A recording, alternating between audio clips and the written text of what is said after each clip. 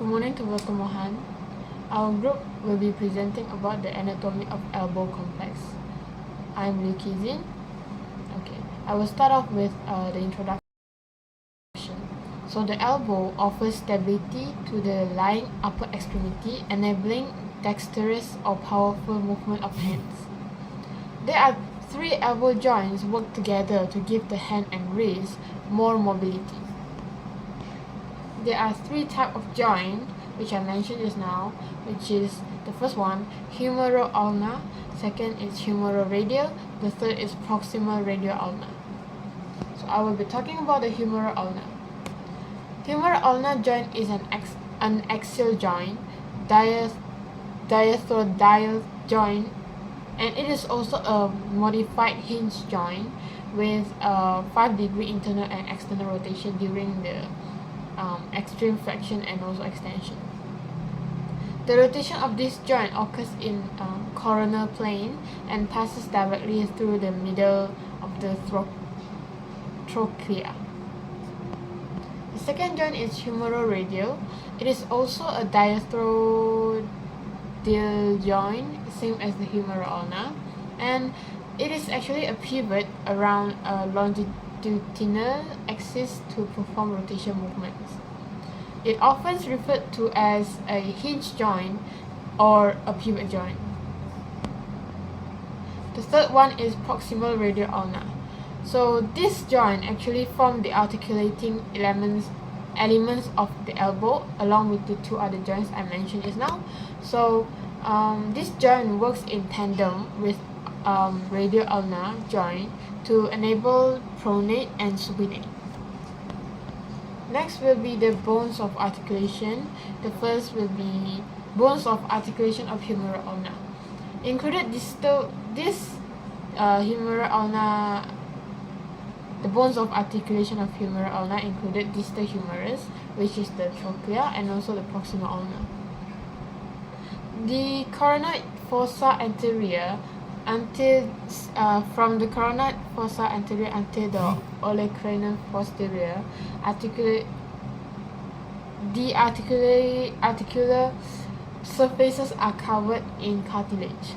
The depression between the trochlea, which is known as trochlear groove, is bordered and uneven, and both of them are convex segments. Next is the humeroradial. The articular surfaces consist of proximal radius and distal lateral of humerus. Capitulum is located lateral to the trochlea. As you can see in the picture, the capitulum and the trochlea are divided by the groove, which is called as capitotrochlear groove. Lastly, the bones of articulation of proximal radial-ulnar. The articular surfaces consist of the head of the radius and the radial fossa of ulna, and the radial fossa, which is a concave shape, and the radial head is actually circular and convex. So the 1/5 and the 1/5 of the radial head is contact with the radial fossa. So that's all from me. Thank you. Hi, I'm Fatin Shafika. In this video, I'm going to explain about soft tissues around the joint of elbow. The passive soft tissue stabilizers of the elbow joint are the medial and lateral collateral ligaments and the elbow joint capsule. These structures, together with the joint capsule, form the principal soft tissue stabilizers of the elbow joint. The first one is medial collateral ligament, MCL. MCL originates from antero-inferior aspect of medial epicondyle. Three components in the MCL complex are anterior bundle, posterior bundle, and transverse segment. Anterior bundle is subdivided into anterior band, central band, and posterior band. Anterior bundle originates at the site of the axis of rotation for the elbow. It is a crucial component of MCL and a primary static stabilizer of the elbow. Posterior bundle originates posterior to the sagittal axis of rotation and is taught only in flexion. Transverse ligament runs between the coronal and tip of olecranon. It cannot be separated from the capsule. Transverse ligament it is believed that transverse ligament does not contribute significantly to the joint stability. The anterior fibers are most taut during extension, while the posterior fibers are tightened in flexion. The role of the anterior portion of the MCL has been linked to the anterior cruciate ligament SCL at the knee. Next is lateral collateral ligament, LCL. LCL consists of lateral ulnar collateral ligament, radial collateral ligament, annular ligament, and accessory ligament. The LCL originates from the lateral epicondyle near the axis of rotation of the elbow and uniformly taut throughout the flexion and extension movements. Lateral ulnar collateral ligament, LUCL, inserts at the tubercle of the supinator crest of the ulna. LUCL is one of the primary static elbow constraints which provides varus and posterolateral stability. It maintains the varus stability of the elbow after the radial head has been excised because of its insertion to distal to posterior attachment to the annular ligament. Annular ligament originates and inserts on the anterior and posterior margins of the lesser sigmoid notch. It maintains the radial head which is in contact with the ulna. Annular ligament, the anterior insertion becomes taut during supination, while the posterior insertion during pronation because the radial head is not spherical. Radial collateral ligament inserts into the annular ligament and stabilizes the radial head. The last one is accessory collateral ligament. Has attachments at the annular ligament and the supinator crest. It functions to stabilize the annular ligament during various stress at the elbow. The last one is capsule. Capsule attached to the articular margins of the joint and its fibers are connected to the annular ligament. The anterior capsule extends proximally above the coronoid and radial fossae, distally to the edge of the coronoid process and laterally to the annular ligament. The capsule becomes taut anteriorly when the elbow is extended and posteriorly when the elbow is flexed. The contribution of the capsule as a passive stabilizer is a controversial point because some studies have suggested no change in the joint laxity after complete capsulotomy, whilst others have reported that the anterior capsule contributes about 15% of the resistance to varus valgus stress when the elbow is in full extension. That's all. Humeral ulnar joint is a hinge type of joint between the trochlea on the medial aspect of the distal end and the humerus and the trochlear notch of the proximal ulna. This articulation forms a hinged joint that only allows movement on the same plane. In this case, flexion and extension of the elbow. The flexion movement is when the elbow is bending, while the extension movement is when the elbow is straightening. The proximal radial ulnar joint is a pivot type of joint structurally.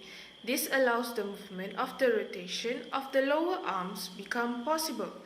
The possible movement of the proximal radial ulnar joint are supination and pronation. The humeroradial joint is the joint between the capitulum and on the lateral aspect on the distal end of the humerus with the head of the radius. It is a ball and a socket type of joint in structure.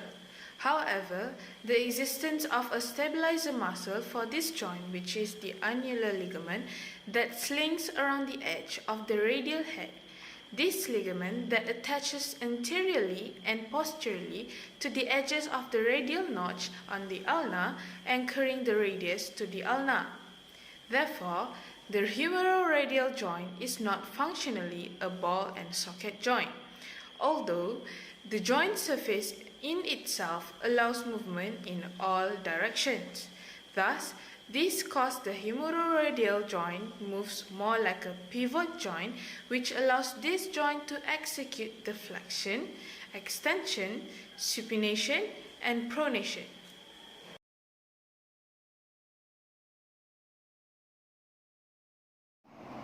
My name is Nuriza. The next is I will present about muscle responsible for the respective movement. For the movement in elbow joint has two movement, which is flexion and also extension. First is flexion. Flexion, the measure of the muscle that cause located in the arm anterior compartment. Also, this flexion have two muscle is called bicep brachii and also brachialis. First is bicep brachii. Bicep brachii is begin with two head, and also supraglenoid tuberculum of the scapula is where the tendon of the long head begins. The coracoid process of the scapula serves as the origin short head of the bicep brachii muscle. Next is brachialis. Next is derived from intermuscular septum in each side of anterior compartment, the distal half of the anterior surface of the humerus. It connected to the tuberosity of ulna to produce a single tendon, and also the musculocutaneous nerve supply the bicep brachii and also brachialis muscle with their innervation. The brachioidalis muscle is also involved in the flexion of the forearm at this joint. The bicep brachii and brachialis muscle, which are the primary flexor of the elbow joint. Okay, the next is the extension. For the extension, it only have a one muscle. It's called as tricep brachii muscle. The only muscle in the arm back compartment is the only one. Tricep brachii, there has three make up the original tricep brachii.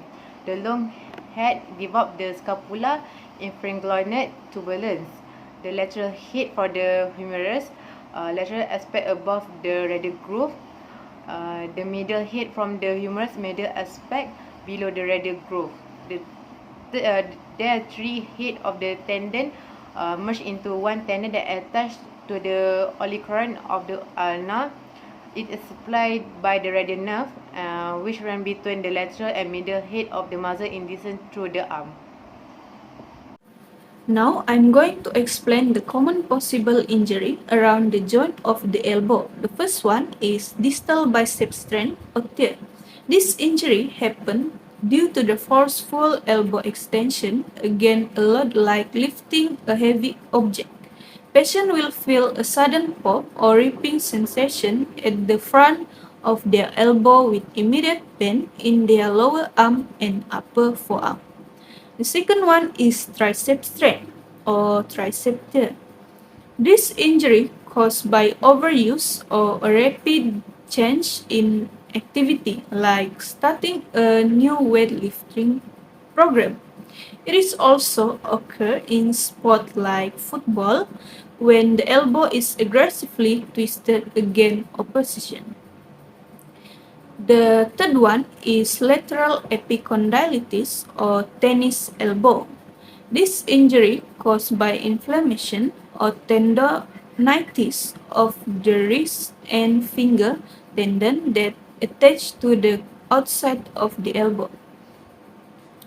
It caused by overuse or repeated stress.